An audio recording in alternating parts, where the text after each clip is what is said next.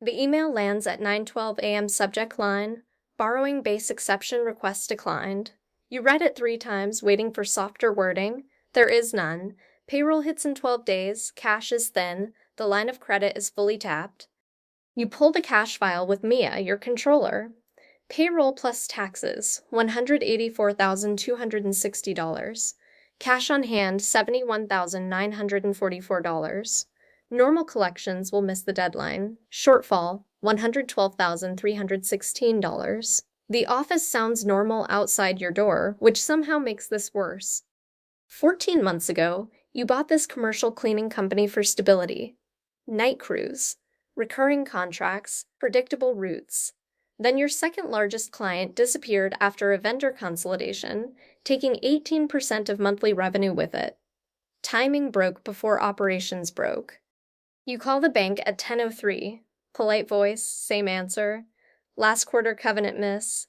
Coverage at 1.04, minimum 1.25.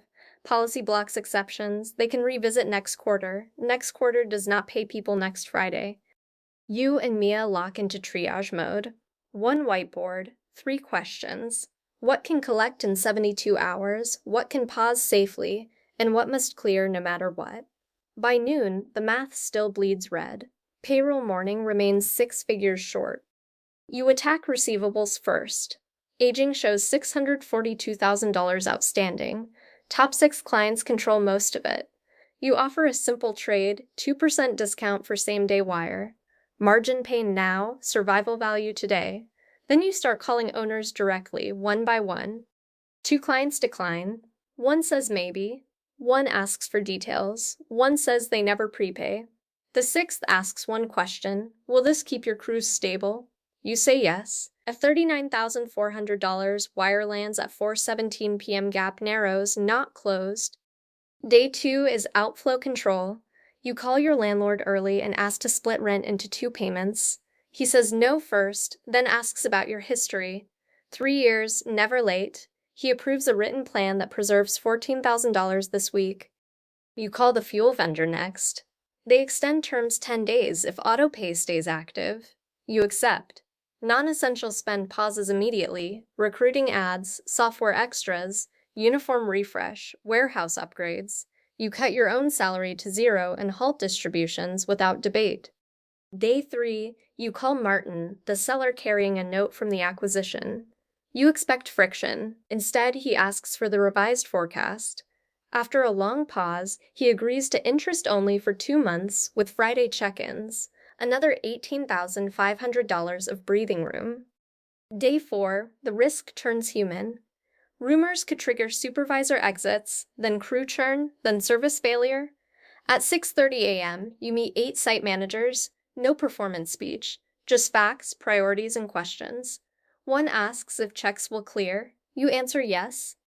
Day 5 feels silent and dangerous. No miracle transfer, just small payments and shrinking time. Mia proposes factoring 1 strong invoice. The fee is painful. The net cash in 24 hours is $31,200. You approve it because expensive survival still counts as survival. 3 business days remain. You are still short $22,900. At 7:48 p.m., in your car, you call the client who said maybe. You explain the situation without drama. He says call at 8 tomorrow. He will try. At 8:02 a.m., he answers, half today, half next week. Half is enough. The wire hits at 11:36. You refresh the balance like a person learning to breathe again. For the first time in 10 days, payroll turns from red to black. Payroll morning arrives before sunrise. Coffee goes cold beside your keyboard. At 8:19, payroll submits. At 9:07, direct deposits begin clearing on employee phones. No speeches, no applause, just people getting paid on time and returning to work. At 11:30, your bank relationship manager calls to check in. Same polite tone, different posture. You share improved receivables, vendor extensions, and signed deferments. She says they can review increased flexibility in 30 days if performance holds. Not yes, but finally not closed. That afternoon, you and Mia rebuild the operating rules. Minimum cash reserve equal to 1 full payroll cycle plus taxes. No customer above 15% concentration. Weekly receivables calls every Tuesday. Live 13-week forecast reviewed every Friday at 2. You drive home late and sit in the driveway 1 extra minute.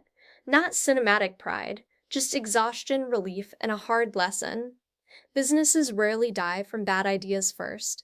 They die when time between cash in and cash out disappears. You had 12 days of payroll, and the bank said no.